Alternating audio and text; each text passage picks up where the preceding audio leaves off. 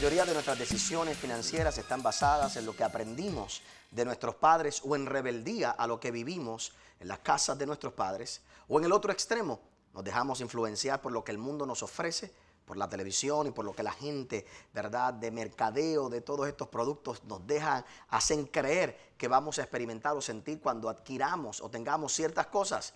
Y sin darnos cuenta, estas ideas controlan nuestras decisiones.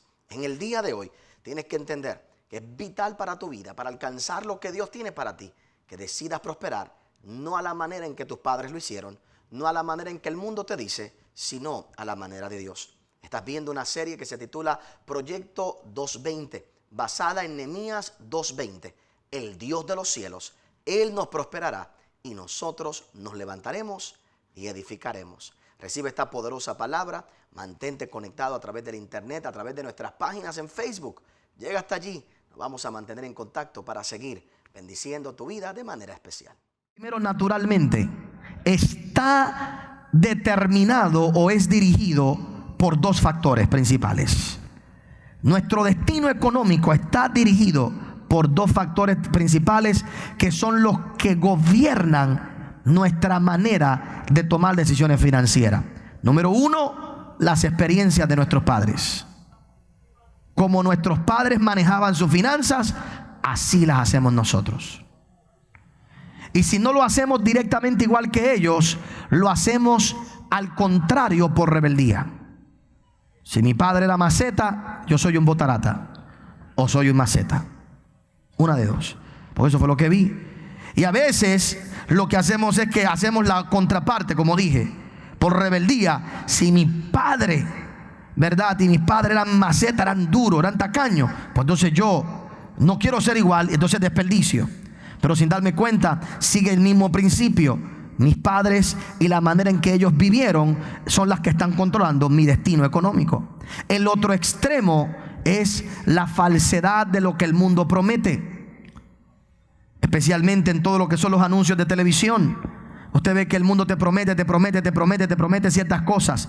Te promete que cuando tú tengas ciertos artículos, que cuando alcances ciertas cosas, habrás llegado, habrás logrado, tendrás satisfacción, tendrás paz. Este es el famoso sueño americano. El famoso sueño americano de que vas a tener un trabajo, de que vas a tener una casa, de que te vas a retirar, de que vas a tener seguro social. Y ahora entonces el sueño americano es toda una tragedia, porque no se sabe si va a haber seguro social, no sabes si tú vas a poder tener tu casa, pero para eso trabajaste por tanto tiempo. ¿Cuánta gente en el día de hoy estamos viviendo en Puerto Rico la decepción de que te dijeron que si ponías tanto dinero en un retiro ibas a tener tanto, para ahora darnos cuenta que no era tan seguro lo que te dijeron que era seguro, y la gente vive con esa ilusión y ahora vive con la frustración de que no se dio?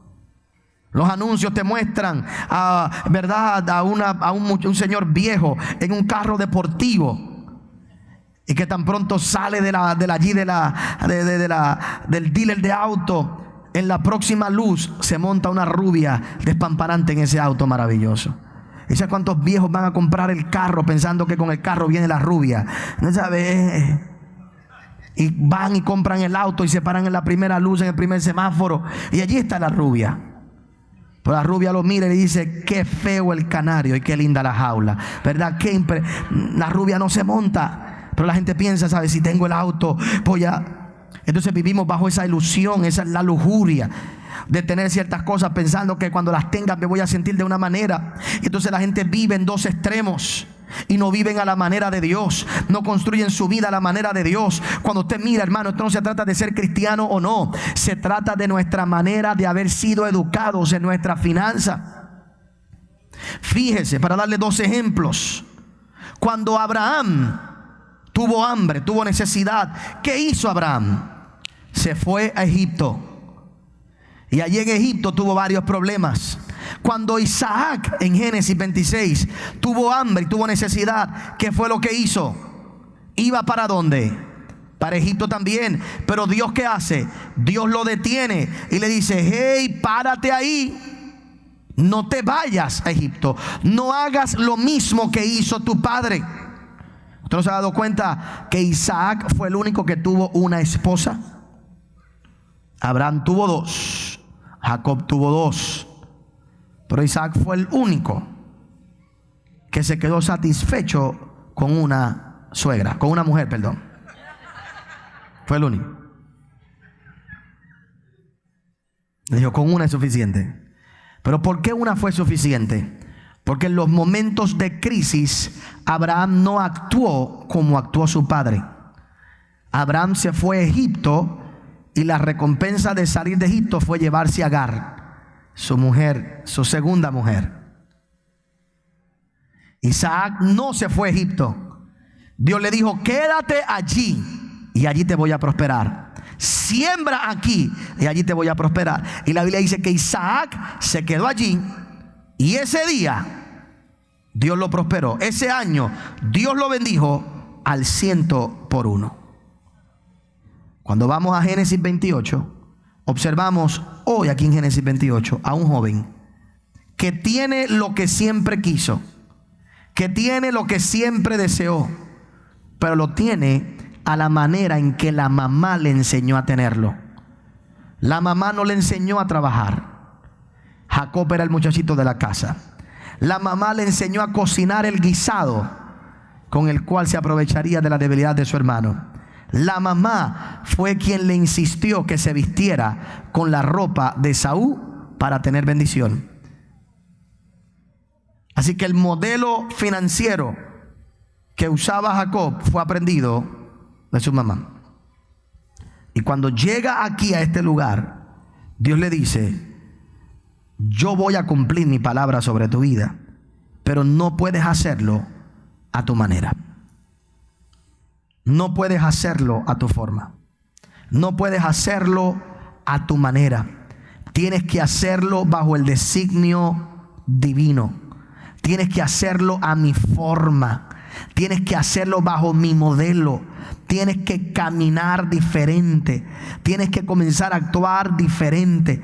Tienes que comenzar a pensar diferente. Tu vida la vas a construir a la manera en que yo digo que la tienes que construir. Por eso es que más adelante Jacob dice, yo voy a apartar el diezmo. Porque aquel era un voto de decir, yo voy a prosperar a la manera de Dios. Yo no voy a seguir prosperando a la manera que mi madre me enseñó. Porque la manera que me enseñó mi madre, lo que me ha hecho es salir corriendo. Lo que me ha hecho es salir huyendo. Mira dónde me encuentro en el día de hoy. Pero cuando Dios te prospera a su forma, cuando Dios te prospera a su manera, cuando Dios te prospera a la manera de Él, Dios te trae a un lugar de abundancia, de victoria, y la palabra se cumple. La bendición de Jehová es la que enriquece y no añade tristeza con ella. La bendición que tenía Jacob allí por haber utilizado el sistema que su madre le enseñó, que las emociones le enseñaron, eso le trajo tristeza, le trajo amargura. Pero 20 años después, cuando Dios lo prospera, cuando Dios lo aumenta, cuando Dios lo bendice, él puede tener paz, tiene prosperidad, tiene paz, tiene victoria, porque es que la palabra se cumple. La bendición de Jehová es la que enriquece y no añade tristezas con ella. Yo lo que quiero es que tú recibas en el día de hoy que hay unos designios de Dios para ti. Tú no puedes seguir viviendo tu vida a la manera vieja, a los modelos viejos, a los modelos del pasado. Tú no puedes reaccionar a las crisis de la misma forma que reaccionaron tus padres. Tú no puedes reaccionar a las injusticias del mundo de la misma manera que reaccionaron en el pasado tu familia. Tú tienes que entender que tú has sido llamado para vivir bajo los cielos abiertos sobre ti y vivir bajo los designios de Dios, que Dios ha determinado prosperarte y bendecirte de una manera, y Él va a cumplir su palabra sobre tu vida. Tú debes darle un aplauso al Señor ahí por eso también.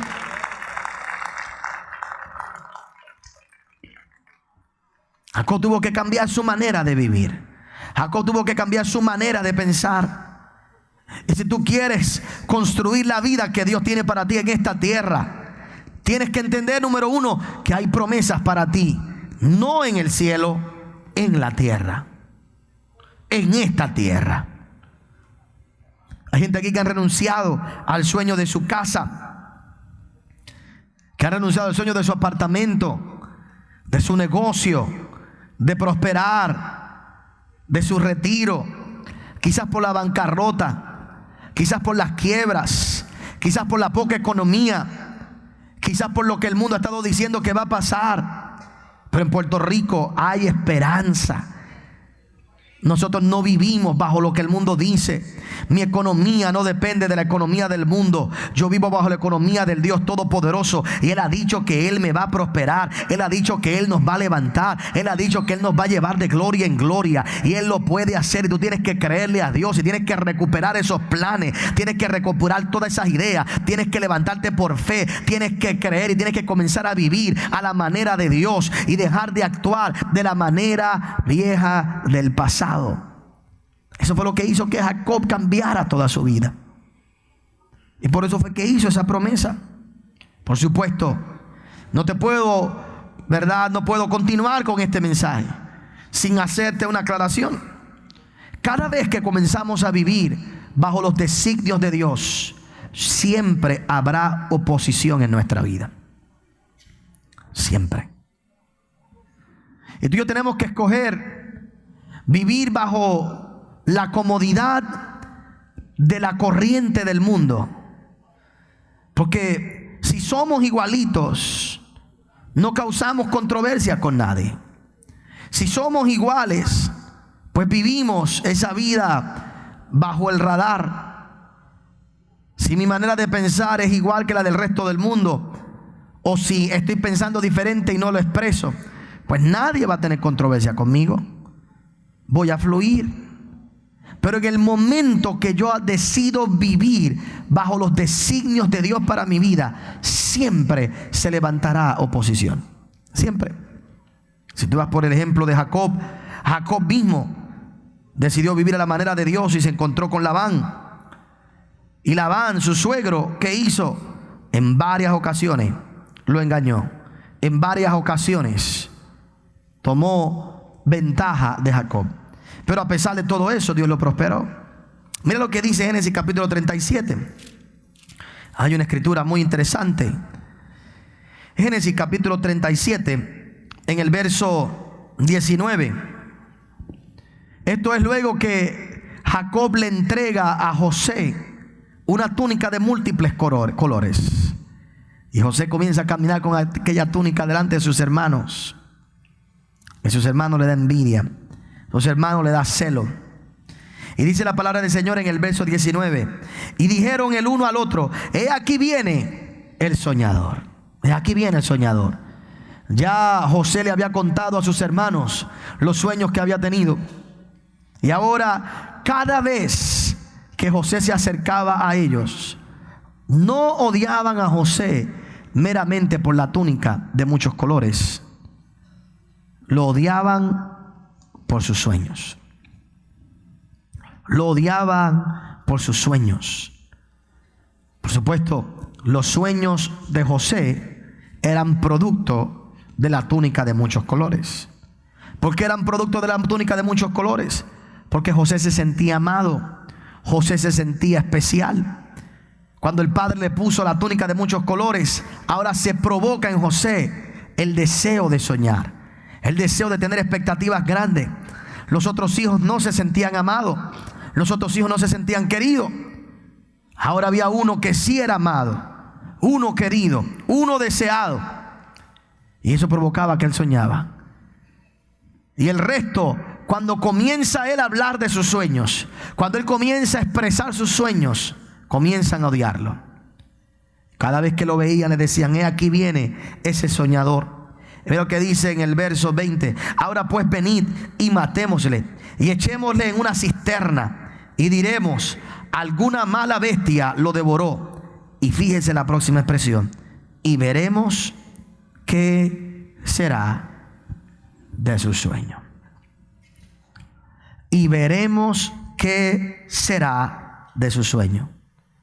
Estos jóvenes comenzaron a hacer planes, comenzaron a tramar en contra de José, pero no era en contra de José, era en contra de los designios de Dios para José. Cuando ellos analizaron y vieron lo que Dios le había prometido a José, aquello que José estaba creyendo ahora era una amenaza para él. Lo triste es, hermanos, antes de orar en unos minutos, es que a veces nosotros no necesitamos enemigos que cuestionen qué será de nuestros sueños. Lo triste es que muchos de los que están aquí han sido los primeros que han dicho: ahora qué va a ser de mi sueño, ahora qué va a ser de mi futuro, ahora qué va a ser de mi mañana. A veces nos hemos encontrado en cisternas vacías, en huecos vacíos, y nos preguntamos nosotros: ¿qué será de nuestro sueño? ¿Qué será de nuestras visiones? A veces los peores enemigos que tenemos no es el mundo, son nuestras propias ideas, nuestros propios fracasos, que nos hacen cuestionar los designios y los diseños de Dios. Y cuando comenzamos a mirar nuestras circunstancias a nuestro alrededor, comenzamos a cuestionar si será posible que Dios cumpla en mi vida aquello que un día soñé, aquello que un día esperé.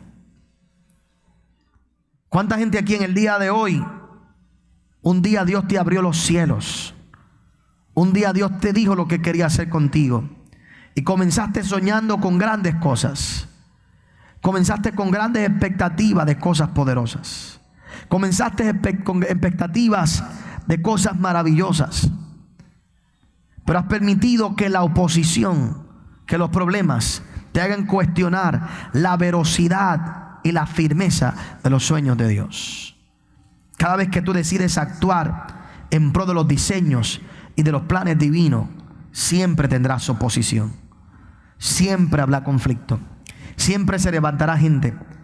Pero lo grande de todo esto es que el Dios Todopoderoso, el arquitecto y constructor, luego que plasma en tu vida un sueño y una visión, Él no va a descansar hasta que se cumpla. No importa el plan y la oposición del mundo, no importa lo que el mundo diga, no importa lo que el mundo hable, no importa lo que el mundo trate de traer en contra tuya, su palabra se va a cumplir en tu vida. Cuando miramos la palabra del Señor y observamos y analizamos, siempre que tú decides vivir bajo los designios divinos, se levantarán oposición, número uno, provocado por gente que se sienten amenazados de tus posibilidades de éxito. La primera oposición que tú vas a tener siempre en tu vida es gente que se siente amenazada por tu éxito, por tu triunfo. Hay gente que sabe que el día que salgas de esa situación, que el día que te levantes, que el día que te prosperes, que el día que aumentes, Dios te pondrá por encima de ellos. Dios te llevará a un nuevo lugar, Dios te llevará a una nueva dimensión, y tu éxito le trae amenazas. Tu éxito le provoca a ellos que se sientan menos. Tu éxito provoca que ellos se sientan amenazados por lo que Dios quiere hacer contigo. La oposición también llega cuando llegan los celos y llega la envidia. No tan solo la amenaza de tu éxito, no tan solo la amenaza de tu futuro, sino la envidia, el celo, donde la gente comienza a cuestionar por qué contigo y no con ellos. Cuando la gente comienza a cuestionar por qué contigo y no con ellos. Y la gente comienza a cuestionar el amor de Dios por ti. Y la gente comienza a mirar por qué Dios hace esto con esta persona y no lo hace conmigo. Y la gente ahora comienza a tener celos. Y hermano, la gente lo que tiene es celo. No es meramente de tu sueño. La gente tiene celos del amor que Dios te ha demostrado. Porque la gente no te cree digno de la túnica de muchos colores. La gente no te cree digno de ese amor divino. La gente no te cree digno de ese amor de Dios. La gente no te cree digno. Pero cuando Dios comienza a prosperarte, cuando Dios comienza a bendecirte, cuando Dios comienza a mostrar su favor sobre tu vida, la gente lo que aspira es el mismo amor o la misma manifestación de amor de Dios hacia ellos, que por alguna razón no han entendido que la tienen, que no han entendido que también es para ellos. Pero cuando tú vives con la conciencia de que Dios te ha amado, de que tú eres un hijo de Dios, de que tú eres una hija de Dios, y Dios comienza a mostrar su favor sobre tu vida, la gente va a tener celo, no meramente de tu sueño. La gente va a tener celos de la expresión de amor por ti. Número 3, la gente se va a oponer cuando simplemente tu agenda y los planes de Dios para ti no guarden relación con los planes y las agendas de ellos. Hay gente que han planificado sus vidas planificando las tuyas. Hay gente que planifica su vida planificando las tuyas. Mientras este esté aquí, mientras este esté allá, mientras lo tenga aquí, mientras lo tenga allá. Y en el momento que tú sales diciendo: Dios me habló, Dios me dijo, ahora sé cuál es el plan de Dios para mi vida, me tengo que mover, le cambias la agenda a los demás y lo que otros han planificado contigo. Y si hay algo que le molesta a la gente, es perder el control de la vida de aquellos que ellos piensan que están controlando. Pero gloria a Dios que mi vida no tiene que ser guiada por la agenda de otro. Yo no voy a prosperar cuando otro diga que voy a prosperar. Yo no voy a aumentar cuando otro diga que yo voy a aumentar. Dios no me va a dar la victoria cuando otro diga que yo estoy listo para tenerla. Dios me va a dar la victoria, Dios me va a prosperar, Dios me va a bendecir cuando Él diga que es mi momento, cuando Él diga que es mi hora, cuando Él diga que es mi tiempo. No es en el tiempo de nadie, es en el tiempo de Dios para mi vida. Y perdona si daño tu agenda, perdona si daño tus planes, perdona si tú habías hecho planes conmigo, perdona si tú habías hecho planes de tu vida alrededor de lo que Dios quiere hacer conmigo o lo que tú pensabas que podías hacer. Yo vengo a decirte en el día de hoy que Dios tiene planes para mí antes de que tú hicieras los planes, y yo prefiero mejor interrumpir tu agenda, pero vivir bajo la agenda de Dios y cumplir con lo que Él tiene para mi vida. Y ya tú te vas a dar cuenta que cuando tú comienzas a vivir bajo esos planes de Dios, la agenda de los que están a tu alrededor comienza a cambiar. Tu calendario no se ajusta al de ellos. ¿Qué ha pasado? ¿Por qué razón cuando alguien se convierte hay tanto conflicto en la casa?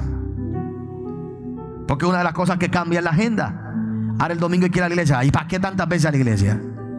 Ahora hay que el domingo en la noche, hay que ir en la semana. Pero tú siempre metido allí.